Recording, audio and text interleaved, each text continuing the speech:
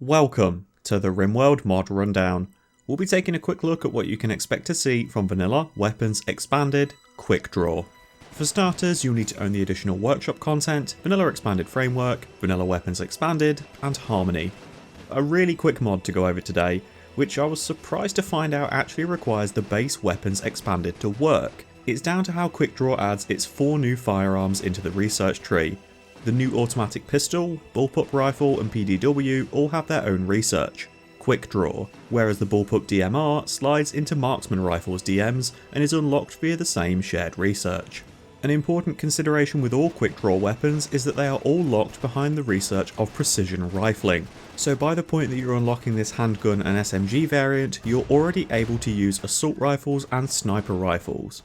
As such, a lot of these weapons are likely to fall into the scavenge territory of acquisition, as you're essentially going backwards down the tech tree by the time that you'll have unlocked these weapons. First up, let's do some Rimworld nerd stat stuff. I learned a lot about this game by streaming it and asking questions to my chat. It's where I came to the understanding that for most base game Rimworld weapons, the trait Careful Shooter is a trap, and Trigger Happy is absolute god tier. Both of these effects hit aiming time with percentage values, with the weapons that rely on high accuracy over a long distance already having high accuracy ratings and exceptionally long warm-up times, so Careful Shooter for the most part is overkill.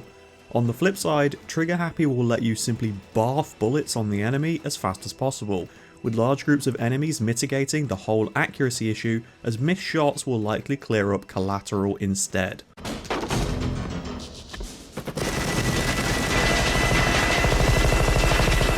So, Quickdraw weapons flip this logic on its head. A Careful Shooter using a Quickdraw weapon will make practically no difference to the weapon's warm-up time, as all of them have an aiming time of just 0.05 seconds, so around 0.06 and a bit if you're using Careful Shooter. This means that the Trigger Happy effect just becomes a huge debuff, as cutting the aiming time in half means nothing when it's already that fast, especially as Quickdraw weapons tend to aim more towards single or small bursts of moderate damage, rather than something like a chain shotgun, which is a large burst of pure murder. So you actually need to be consistently landing these shots, as they rely heavily on a hit and run style of gameplay to make the most of their upside. This in turn means anything that can lower ranged weapon cooldown is worth its weight in gold on Quickdraw weapons. In Vanilla, there is very little to boost this value, pretty much just the heavy bandolier from Biotech. Other mods, like Apparel Expanded, will give you some options, as well as things like Vanilla Skills Expanded with the Expertise system. Generally speaking though, there's a reason that you can't impact this stat. Pawns get real powerful when you do. Enough from Nerd Corner anyway. I just needed to include that because I am heavily biased in my love of this mod, and specifically the bullpup rifle. For the longest time it was my go-to industrial level weapon. You can roam the map with a highly trained gank squad and pick off targets with lightning precision before they even have time to start moving to find cover. By the time other enemies start reacting to the commotion, moving into a position to aim and fire, you've already turned and ran, hitting another angle to flank them. Rinse and repeat.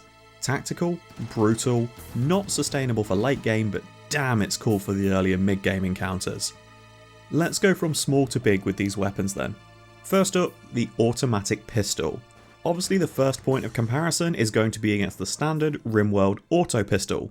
I'm sure them both having auto and pistol in the name isn't going to get confusing at all. The biggest difference is that the Quickdraw version is glocking a 3-round burst, rather than a single shot. This comes at the cost of a small hit accuracy, it's marginal at best, and a slightly longer ranged cooldown. For a weapon that's spitting 3 times as much damage potential, it's well worth it. You'll want to get into the habit of making sure you don't mistake which of these pistols enemy raiders are using, as the Quickdraw automatic pistol is packing 3 times the potential for that instant headshot kill, with practically zero warning either. Early game raiders using these can be lethal if they're left unchecked. Next up is the PDW, Stargate's go-to gun for the rule of cool. It's comparable stat-wise to the heavy SMG, near identically. The only difference between the two is the shift in cooldown and aiming time. The vanilla variant splits its times between aiming and cooldown, with the expanded dumping all of the weight into the cooldown. allowing you to aim and fire in the same breath.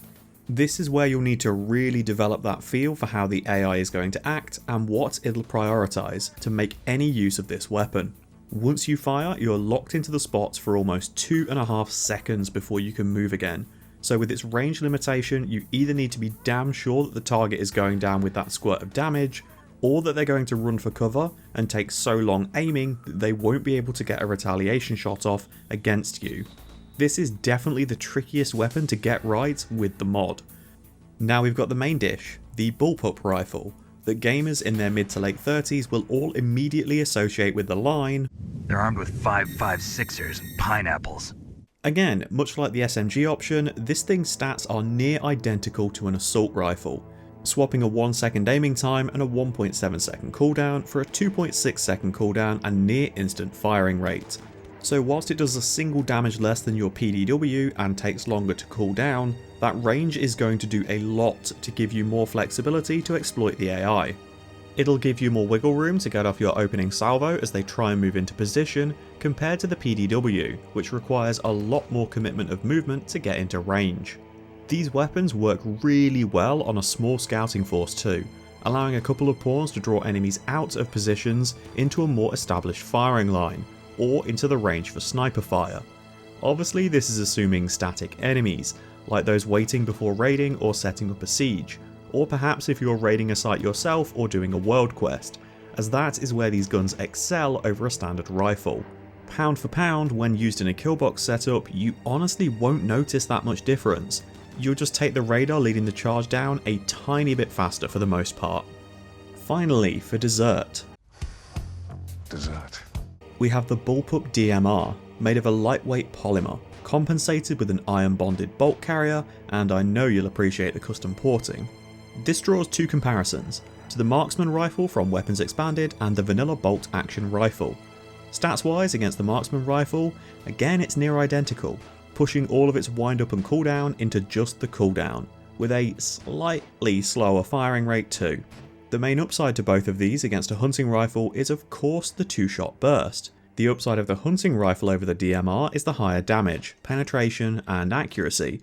However, all of these weapons are outclassed by the sniper rifle. It boasts better range, damage and penetration, because these weapons aren't a sniper rifle, as it were, they're a marksman weapon. The bullpup DMR is ideal for pulling groups out of a hidey hole or picking off enemies as they try and move into cover, working best when employed in a scattered formation, to draw the enemy apart as you pick off individual targets and fall back. What you're aiming to do is make the force easier to break when you send your cleanup crew to provide assistance for your marksman. And that about covers it. Nothing mind-blowing in here, simply a bit more variation and the opportunity to bait raiders into sticky situations. For your industrial tier engagements, these are by far the most flexible weapons to tease out your enemies and try and more tactically approach combat. Of course, by the time enemy groups start turning up in their 40s and 50s, you're unlikely to try hit and run tactics, on the off chance someone gets their wing clipped and is left to the mercy of the horde. By that point, standard killbox bollocks reigns supreme. Thanks for watching folks. If you have any mods you'd like to see a full breakdown for, or suggestions of mods you would like to see covered, feel free to leave them in the comments, I might get around to them. I'll be back again soon with another Rimworld mod rundown. Wherever you are in the world, enjoy the rest of your morning, afternoon or evening. Take care.